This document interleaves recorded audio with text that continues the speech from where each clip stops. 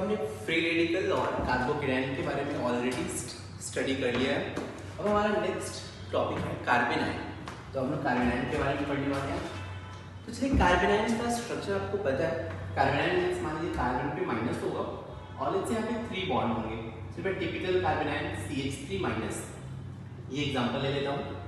Right, carbon पे minus charge है means ये कार्बन आयन है। अगर मैं इसके बारे में बात करूँ तो ये होमोलिसिस से बने गए, हेटेरोलिसिस से।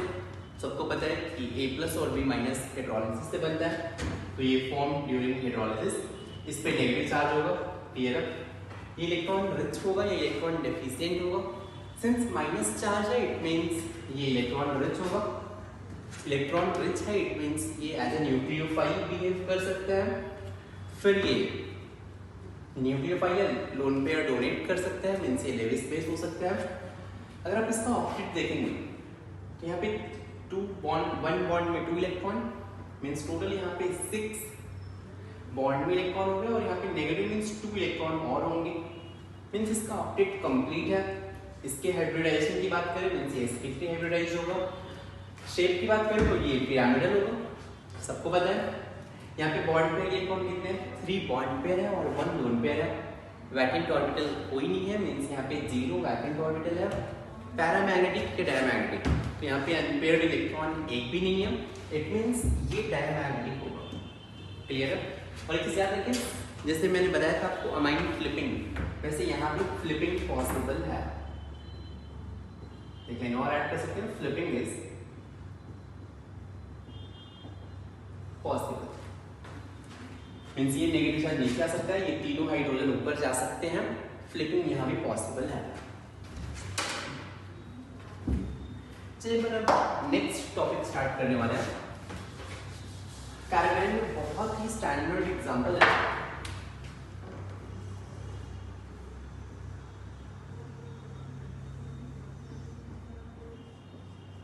Organometallic compound. आपको नेम से समझ में आ रहा होगा कि ऑर्गेनोमेटालिक कंपाउंड क्या होता है। Organo means organic metal means organic means generally अपन कार्बन से हमारा मतलब है।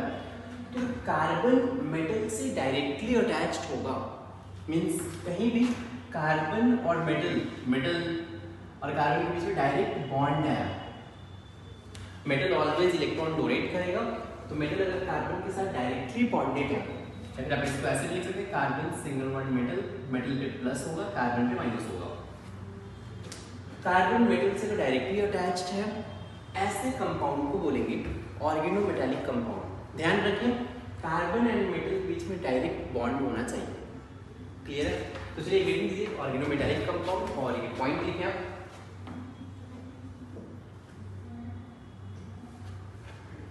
लिखिए इसमें कि the compound in which carbon is directly attached with The compound in which carbon is directly attached with metal. The compound in which carbon is directly attached with metal is called organometallic compound. Is called organometallic compound. अगर आप इसकी example लिखना चाहें तो example है इसके first let's say RMgX magnesium metal है और ये R मींस कोई भी अल्काइल पार्ट है, इससे ये डायरेक्ट अटैच्ड है। तो वैसे इसको बोलते हैं ग्रिग्नार्ड रिएजेंट।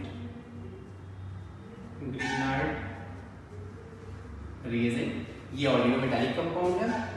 सेकंड नेक्स्ट अपन बात कर सकते हैं R2CuLi। यहाँ भी R means alkyl part copper से डायरेक्टली अटैच्ड है, तो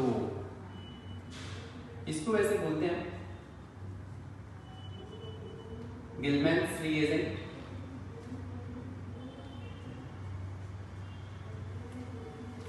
थर्ड एग्जांपल आप दे सकते हैं R2Zn, इसको बोलते हैं फ्रैंकलैंड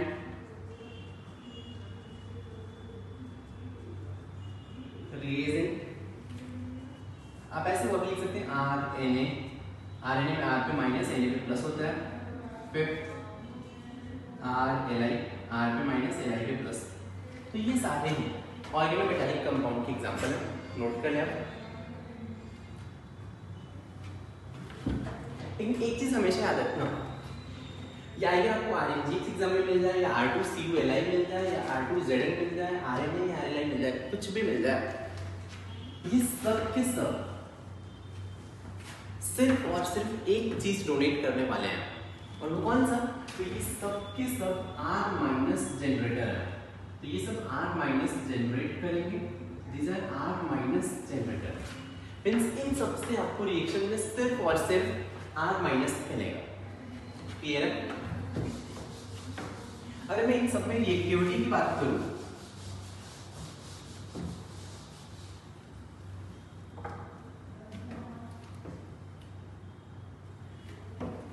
तो यहाँ पे R K R minus K plus R N A R minus N A plus R L I R minus L I plus, फिर R M G X R minus X minus M G पे 2 plus, फिर R to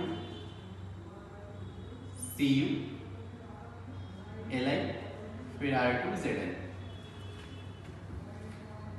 ठीक, अगर आप देखेंगे तो यहाँ पे R का अल्काइल पार्ट का कार्बन है, कार्बन की इलेक्ट्रॉन नेगेटिविटी 2.5 होता है, राइट। जिसमें आयनिक कैरेक्टर सबसे ज्यादा होगा उसका रिएक्टिविटी सबसे ज्यादा होगा, राइट। तो अगर आप इनका इलेक्ट्रॉन नेगेटिविटी वैल्यू देखेंगे तो ये इलेक्ट्रॉन नेगेटिविटी वैल्यू पोटेशियम का सबसे कम है। पोटेशियम का अगर इलेक्ट्रॉन नेगेटिविटी कम है तो इनमें पोलैरिटी सबसे ज्यादा है। पोलैरिटी ज्यादा है, इट मीन्स अगर आप टॉप टू बॉटम जाएंगे तो फिर ionic character increases, reactivity increases. ठीक, वैसे मैं बाद में आपको पढ़ाऊंगा। इन सब चारों को बोलते हैं हार्ड न्यूक्लियोफाइल एंड इनको बोलते हैं सॉफ्ट न्यूक्लियोफाइल। अब ये हार्ड न्यूक्लियोफाइल और सॉफ्ट न्यूक्लियोफाइल क्या होता है ये बाद में पढ़ेंगे, ठीक। नोट कर लें।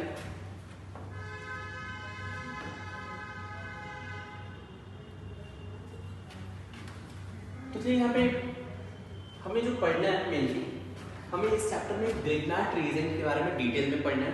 तो चलिए हम लोग स्टार्ट करते हैं ग्रिग्नार्ड रीजन।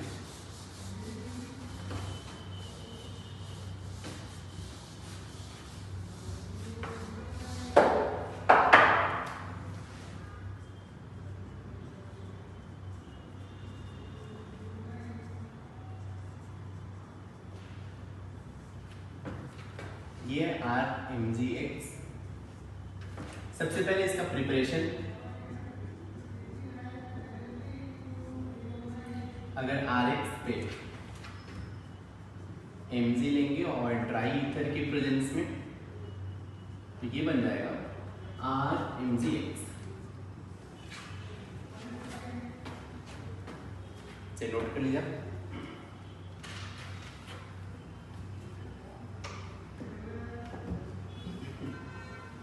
यहाँ पे अगर देखा जाए आर एक्स पे M G dry ether R N G X बन रहा है, इसका मैकेनिज्म देखा जाए वैसे आप खुद से गेस कर सकते हो मैकेनिज्म। अभी सबसे पहली बात यहाँ पे एम जी है, आपको पता है इस ब्लॉक का मेटल है, सोचना ही नहीं है। एम जी क्या डोनेट करेगा? 2 इलेक्ट्रॉन डोनेट करेगा, ये बन जाएगा M G 2 plus 2 electron. Clear है? अब आपके पास आर एक्स है, इसको आप 2 इलेक्ट्रॉन दे दो यार, तो चाहो तो ऐसे ब्रेक कर लो, आर एक्स को ब्रेक कर लो आर प्लस और एक्स माइनस में, आर प्लस 2 इलेक्ट्रॉन लेके क्या बन जाएगा? R minus plus X minus. ये चमका मैंने क्या किया, आर एक्स है, अगर मैं इसको ब्रेक करूंगा तो ये ब्रेक होगा आर प्लस और एक्स माइनस में, आर प्लस 2 इलेक्ट्रॉन एक्सेप्ट करके इसमें कन्वर्ट हो जाएगा आर माइनस और एक्स माइनस में। अब इनको ऐड कर दो, क्या मिल जाएगा? R X plus M G, ये क्या हो जाएगा? R minus M G 2 plus और एक्स माइनस। बेसिकली ये हो गया R M G X. Clear है? लेकिन एक चीज ध्यान रखिए, कि अगर यहाँ पे if Rx is present in excess, अगर Rx एक्सेस अमाउंट में होता फिर क्या होगा? मान लीजिए Rx और Mg रिएक्ट करके Rmgx बनाएंगे और अभी भी Rx प्रेजेंट है, मतलब अगर मैं बोल रहा हूँ यार कि Rx प्लस Mg, Rx अगर एक्सेस अमाउंट में XS, इसका मतलब एक्सेस अमाउंट में है, पहले तो ये रिएक्शन होगी फॉर्म होगा Rmgx, अभी भी यहाँ पे क्या प्रेजेंट है? Rx अभी भी प्रेजेंट है, ये क्या हो जाएगा? Rx अभी भी प्रेजेंट रहेगा और प्लस Rmgx। आपको पता है Rmgx क्या डोनेट करेगा?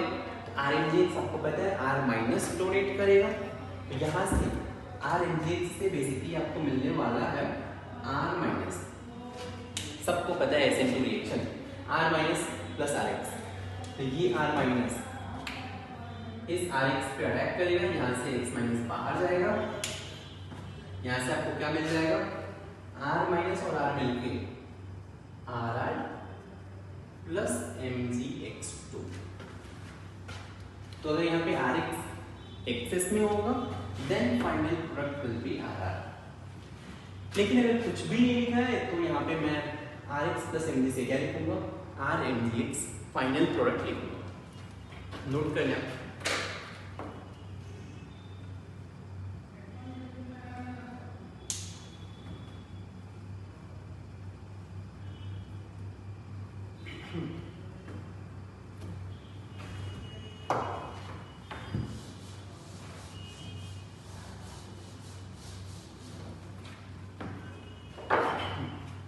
चलिए यहाँ पे एक डाउट है आपको कि यहाँ पे मैंने Rx पे Mg लेने से Rmgx बना, सॉल्वेंट ऑफ कोर्स लेना पड़ेगा, सॉल्वेंट लेंगे तभी रिएक्शन होगा। तो मैंने यहाँ पे ड्राई ईथर क्यों लिया है?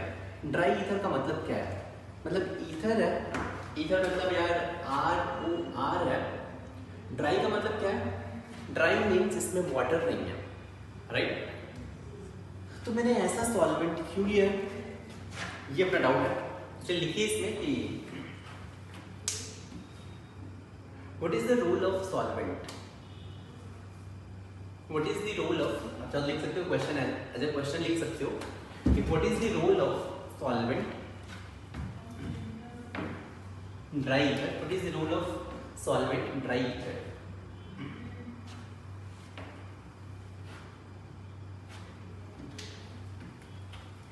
अब देखिए होगा क्या, पहले मैं ये बात कर लेता हूँ कि अगर आपने कोई और सॉल्वेंट लिया होता, लेट्स से अगर आपने प्रोटिक सॉल्वेंट ले लिया होता, प्रोटिक सॉल्वेंट मीन्स जो H+ डोनेट कर सकता है, अगर आपने ऐसा सॉल्वेंट लिया होता फिर क्या होगा? Rx पे Mg मिलके Rmgx तो बन जाएगा, लेकिन अगर आपने प्रोटिक सॉल्वेंट लिया है, प्रोटिक सॉल्वेंट मीन्स जो H+ डोनेट कर सकता है, आपका Rmgx बन चुका है Rmgx।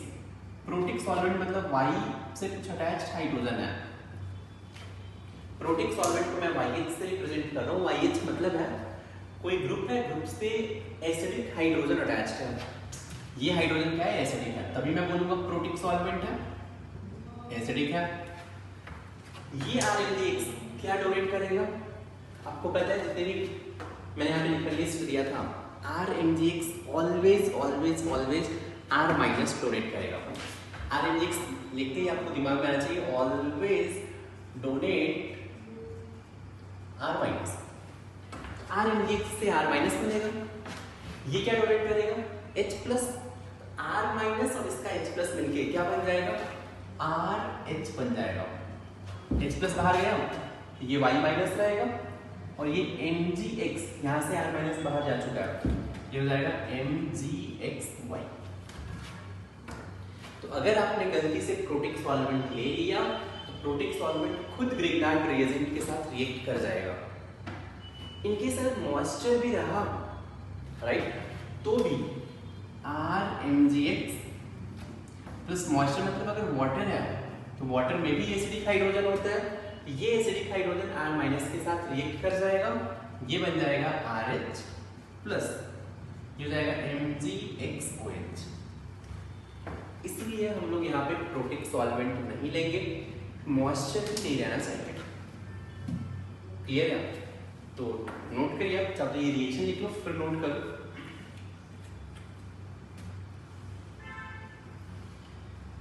लिखिए इसमें कि if protic solvent is present, if protic solvent is present, if protic solvent is present, then there is possibility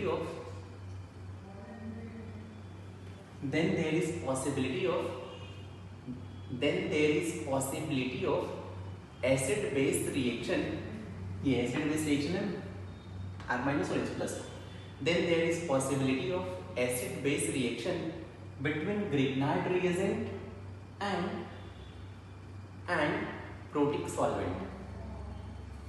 Then there is possibility of acid base reaction between Grignard reagent and protic solvent. हो गया। ये भी लिख सकते हैं कि if moisture is present, if moisture is present, then also if moisture is present, then also there is possibility of acid base reaction between Grignard reagent and water.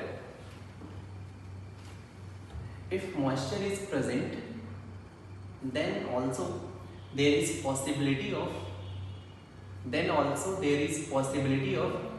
acid base reaction between Grignard reagent and water.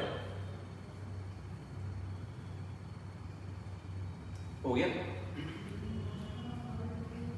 अब देखिए यहाँ से ether लेने से फायदा क्या होता है, एक तो ये हो गया कि ईथर प्रोटिक सॉल्वेंट नहीं है तो फिर रिएक्शन नहीं होगा।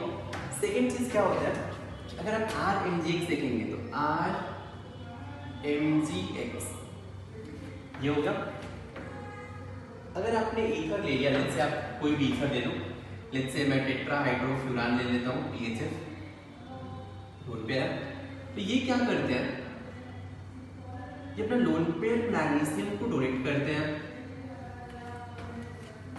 राइट। अगर आप ऐसा भी ले लो, जैसे ROR ले लो, ये भी डोनेट कर सकता है, अपना लोन पेयर डोनेट कर सकता है।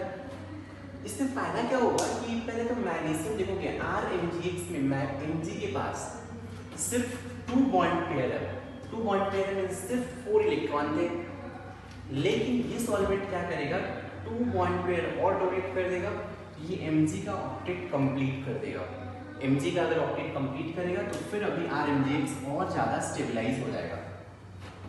तो ईथर के साथ फायदा क्या है, एक तो ये प्रोटिक सॉल्वेंट नहीं है तो रिएक्शन नहीं करेगा, सेकेंड थिंग ये क्या करेगा, Mg को लोन पेयर डोनेट करेगा और लोन पेयर डोनेट करेगा फिर ये और स्टेबलाइज करेगा। आप ये भी डायग्राम ड्रॉ कर लो और ये पॉइंट लीजिए।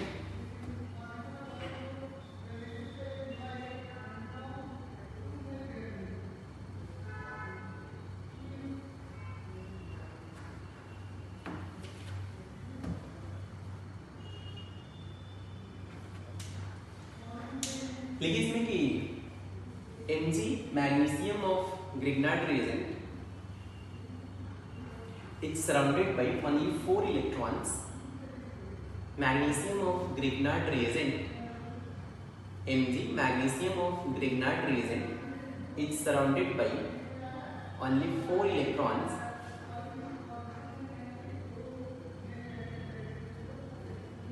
It's surrounded by only 4 electrons. And it needs 4 extra electron to complete its octet, and it needs 4 extra electron to complete its octet, and it needs 4 extra electron to complete its octet. हो गया। देखिए कि the solvent molecule ether provide these extra electron. The solvent molecule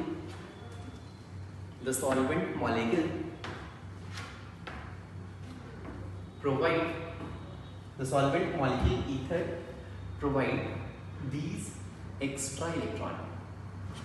इसको बोलते हैं टेट्राहाइड्रोफ्यूरान, THF short में, इसको full form है टेट्राहाइड्रोफ्यूरान। लेकिन इन दोनों में भी अगर मैं बोलूँ THF और इसमें भी, तो THF बेटर है सॉल्वेंट है, क्योंकि एक तो ये आप देखिए इसका बेसिक स्ट्रेंथ ज़्यादा होता है, बेसिक स्ट्रेंथ ज़्यादा होता है तो फिर ये लोन पेयर इजीली डोनेट करता है, नंबर 1 पॉइंट। नंबर 2 पॉइंट, ये हाई टेम्परेचर पे भी रिलेटिवली स्टेबल होता है, तो हाई टेम्परेचर पे भी ये स्टेबल रहेगा, तो ये हाई टेम्परेचर पे भी लोन पेयर प्रोवाइड कर सकता है। ये हाई टेम्परेचर पे साइक्लिक नहीं है, तो ये हाई टेम्परेचर पे स्टेबल नहीं होता है, फिर प्रॉब्लम क्रिएट करेगा, खुद ब्रेक हो जाएगा। इसीलिए इन दोनों में भी मैं प्रीफर किसको करूँगा, THF को। क्लियर है?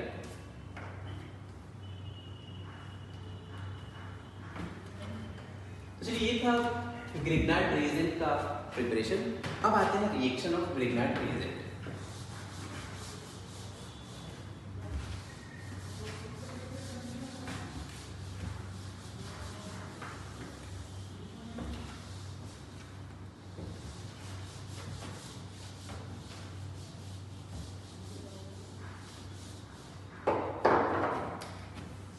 नेक्स्ट हेडिंग दीजिए,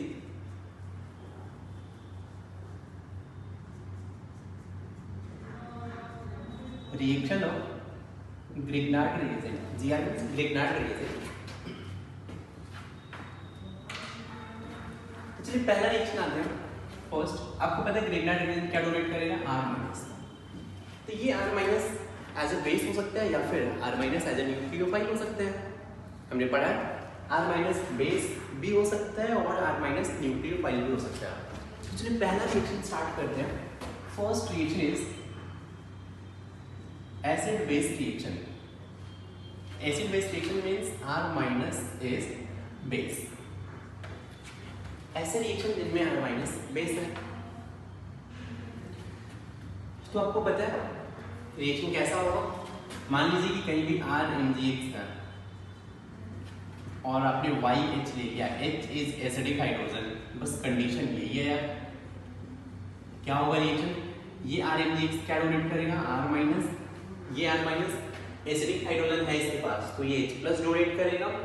R- और H+ मिलके क्या बन जाएगा, RH प्लस MgXY, ये प्रोडक्ट बन जाएगा। क्लियर? सो नोट कर लीजिए।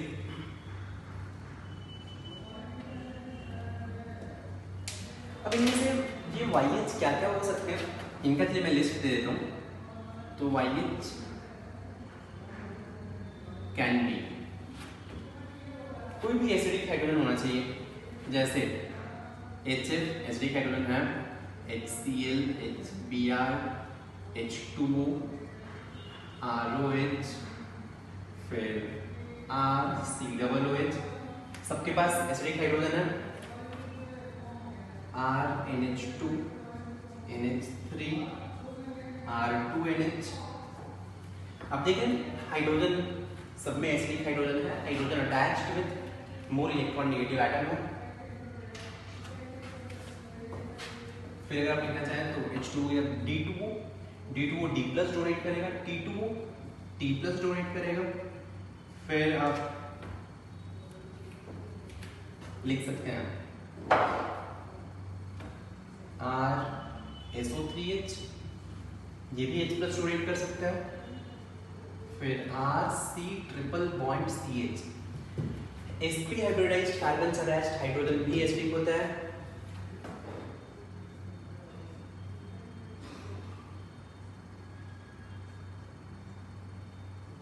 ये हाइड्रोजन भी एसिडिक होता है।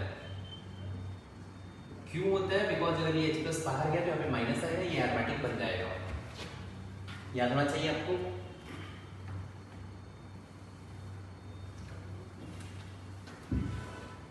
फिर HC∭CH, sp हाइब्रिडाइज्ड कार्बन है तो फिर एसिडिक है हाइड्रोजन।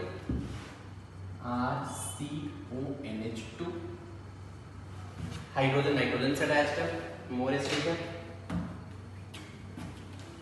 फिर Next example is RNO2 having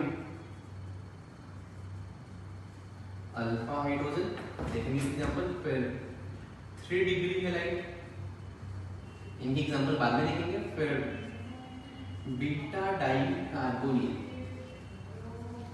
ये तीनों क्यों है आपको बताऊंगा बाद में रीजन। तो यहाँ से यहाँ तक कोई भी एग्जाम्पल में आपको डाउट नहीं होगा। एसिड हाइड्रोजन मोर एसिडिक दिख रहा है, more acidic acidic acidic hydrogen सब में दिख रहा है, राइट। D प्लस भी जो प्रॉपर्टी H प्लस का है वही D प्लस का भी होगा, T प्लस का भी प्रॉपर्टी सेम है। तो ये सब हाइड्रोजन एसिडिक है, यहाँ भी एसिडिक है, यहाँ भी एसिडिक हाइड्रोजन है। इन तीनों का केस बाद में देखेंगे,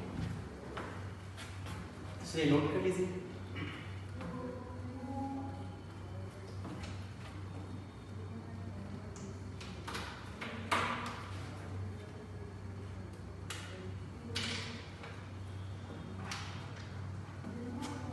सिर्फ कुछ मैं एग्जांपल दे रहा हूँ तो सॉल्व करना है।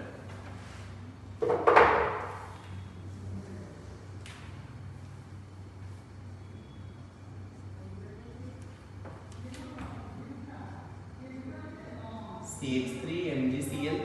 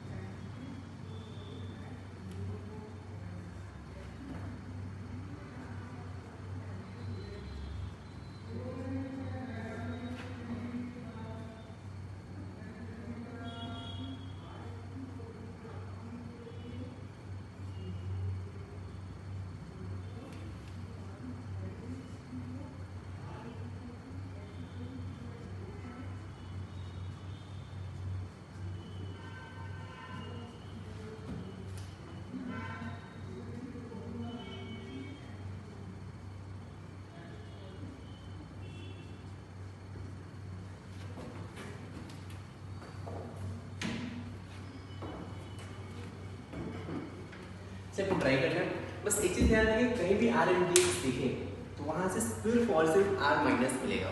जैसे फर्स्ट एग्जाम्पल है CH3MgCl है, तो यहाँ से क्या मिलने वाला है, सिर्फ और सिर्फ आपको यहाँ से CH3 माइनस मिलेगा। बस इतना दिमाग लगाएं। यहाँ पे देखिए एसिडिक हाइड्रोजन है क्या, acidic hydrogen means hydrogen attached with more electron negative atom है क्या, ऑफ कोर्स यहाँ पे दिख रहा है। तो ये CH3 माइनस इस H प्लस के साथ अटैच हो जाएगा, तो ये बन जाएगा CH4 प्लस ये MgCl और OCH3 एडिटिव जाएंगे, MgCl के साथ OCH3 माइनस जस्ट कंबाइन कर दो। वैसे मेरा मेन प्रोडक्ट यही है, चलिए आपको ट्राई करना है, ट्राई करिए।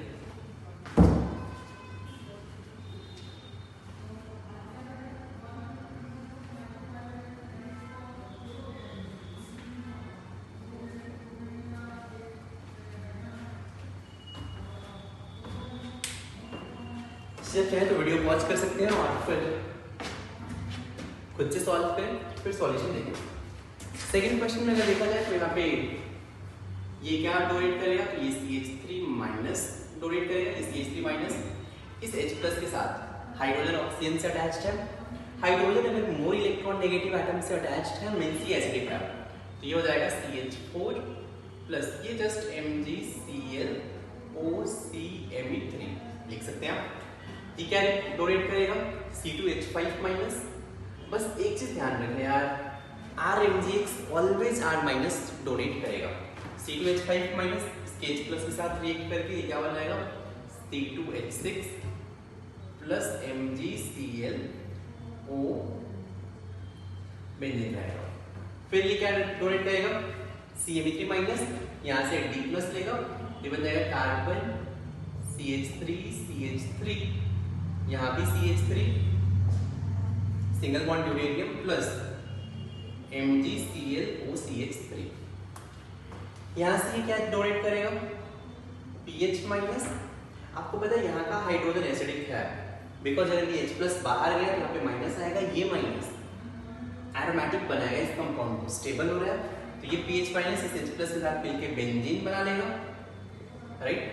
फिनाइल मतलब बेंजीन में एक हाइड्रोजन कम है, और क्या बन जाएगा MgBr सिंगल बॉन्ड, ये अटैच्ड है, राइट। या फिर आप इसको ऐसा नहीं लिखना चाहते हैं, इनमें से किसी को भी आप ऐसा भी लिख सकते हैं, इस कंपाउंड को आप ऐसे लिख लीजिए और MgBr प्लस लिख लीजिए, ये भी चलता है। यहाँ पे देखिए ये बीटा डाई कार्बोनिल कंपाउंड है, मतलब carbonyl compound means C double bond O, इसके अल्फा बीटा पे एक और C डबल बॉन्ड हो गया, तो ये बीटा डाई कीटोन हो गया या बीटा डाई कार्बोनिल कंपाउंड हो गया। आपको पता है ये एक्टिव मिथाइलिन है, right. CH2 sandwich between 2 minus M group is active methylene, तो ये हाइड्रोजन एसिडिक है, ये क्या डोनेट करेगा, CH3 माइनस डोनेट करेगा, CH3 माइनस इस H प्लस के साथ मिलकर CH4 बनाएगा, हो जाएगा CH4 प्लस, अब चाहो तो ऐसे लिख सकते हो MgCl प्लस, और उसको अब चाहो तो एज इट इज लिख लो ऐसे, डबल बॉन्ड H प्लस दिया तो यहाँ पे माइनस आएगा, ये भी चलता है। यहाँ पे आपको दिख रहा है ये CH3 माइनस डोनेट करेगा, यहाँ का हाइड्रोजन एसिडिक है, तो CH3 माइनस और H प्लस मिलके ये बन जाएगा CH4 plus C single bond C triple bond C minus MgBr plus. देख लीजिए सेवेंथ का आंसर। सेवेंथ के बाद अपन 8 देखें, 8 में CH3 MgBr CH3 minus donate करेगा, यहाँ पे हाइड्रोजन एसिडिक दिख रहा है, ये हाइड्रोजन एसिडिक होने के कारण CH4 बनाएगा प्लस MgBr प्लस, और ये हो जाएगा बाकी सब कुछ OCH3 O minus, just minus और प्लस अटैच रहेंगे। ये फिर से CH3 माइनस डोनेट करेगा, यहाँ पे देखिए R में इसके पास अल्फा हाइड्रोजन है। आपको पता है अगर NO2 ग्रुप का अल्फा हाइड्रोजन एसिडिक होता है, NO2 ग्रुप का अल्फा हाइड्रोजन एसिडिक होता है, एसिडिक क्यों होता है, बिकॉज अगर यहाँ पे माइनस आएगा, ये माइनस इस NO2 के कारण स्ट्रॉन्ग माइनस M के कारण स्टेबलाइज हो जाएगा, इसीलिए NO2 का अल्फा हाइड्रोजन एसिडिक होता है, ये याद रखें। तो ये H प्लस CH3 माइनस के साथ रिएक्ट करके CH4 बनाएगा प्लस MgBr प्लस, और ये हो जाएगा CH2 माइनस NO2, यहाँ पे फिर से आपको दिख रहा है ये तो CH2 sandwich between 2 minus M group acidic hydrogen है, तो ये CH3 माइनस डोनेट करेगा, ये बन जाएगा CH3 माइनस और H प्लस मिलके CH4 plus MgBr plus CH minus NO2 NO। Clear है? ये भी चलेगा या फिर आप Mg से इसको अटैच कर दें वो भी चलेगा। वैसे मेन प्रोडक्ट हमारा ये है। यहाँ पे देखिए ये CH3 MgBr क्या डोनेट करेगा, तो ये डोनेट करेगा CH3 minus, right. CH3 minus H plus के साथ क्या बनाएगा CH4 प्लस MgBr और यहाँ से OH अटैच हो जाएगा। ये क्या डोनेट करेगा D प्लस, तो ये बन जाएगा CH3 D प्लस, आप लिख सकते हैं CH3 माइनस यहाँ से क्या आएगा T, ये हो जाएगा CH3T प्लस ऐसा। यहाँ पे देखिए ये CH3 माइनस डोनेट करेगा, ये एक्सेस अमाउंट में है, ये इसके साथ लिख करके CH4 बनाएगा, इसके साथ भी लिख करके CH4 बनाएगा, मीन्स ये हो जाएगा 2 मोल्स ऑफ यहाँ पे CH4 बनेंगे, राइट। और ये CH2O माइनस CH2O माइनस रहेगा, जस्ट यहाँ पे आप MgBr प्लस अटैच कर रहे हैं। एक बार सारे आंसर देख लीजिए आप।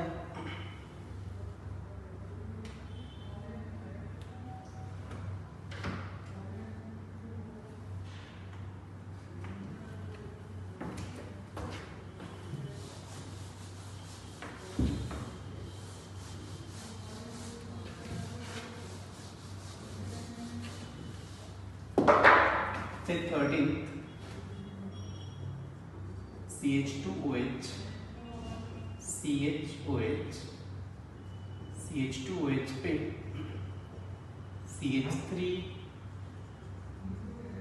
MgBr एक्सेस में है। 14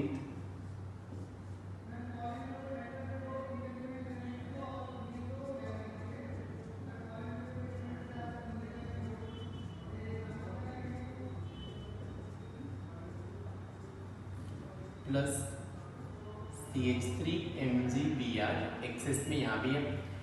ट्राई करिए।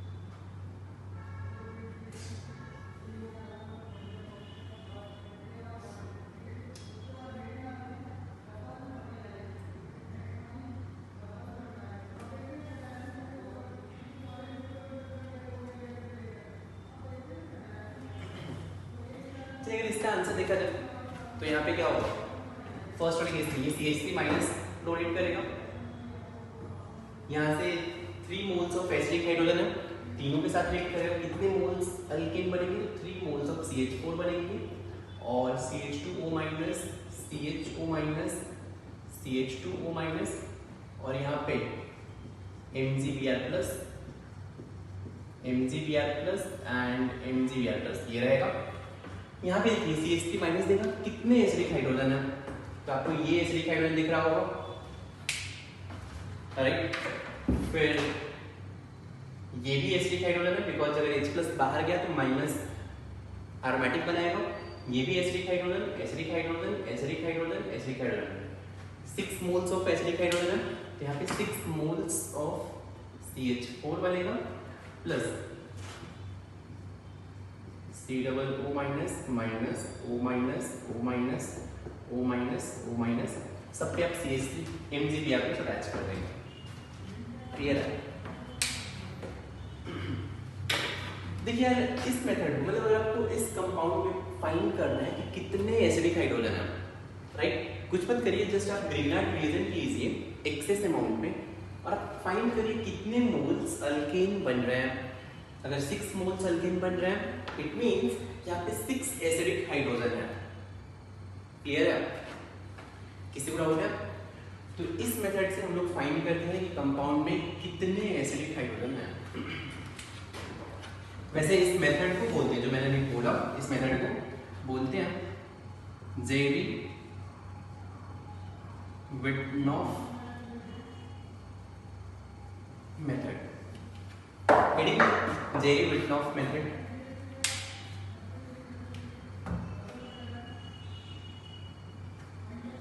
लिखिए जेरी-विटनॉफ मेथड क्या होता है. लिखिए कि this method is used for this method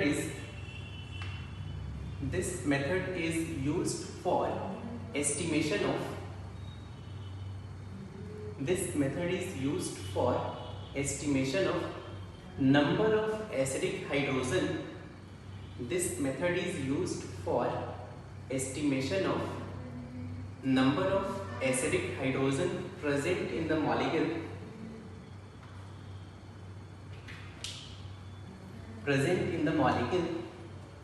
This method is used for estimation of number of acidic hydrogen present in the molecule by reacting with excess amount of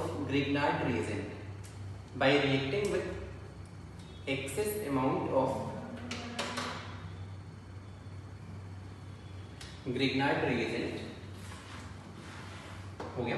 bracket लिख सकते हैं जनरल, जैसे Grignard reagent CH3MgBr. आप यहां से बोल सकते हैं कि number of acidic hydrogen equals to number of moles of hydrocarbon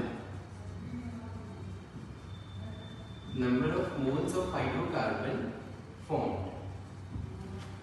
जितने मोल्स हाइड्रोकार्बन के फॉर्म होंगे उतने ही एसिडिक हाइड्रोजन होंगे. क्लियर? नोट कर लीजिए. तो चलिए आज की इतना ही. Thank you so much.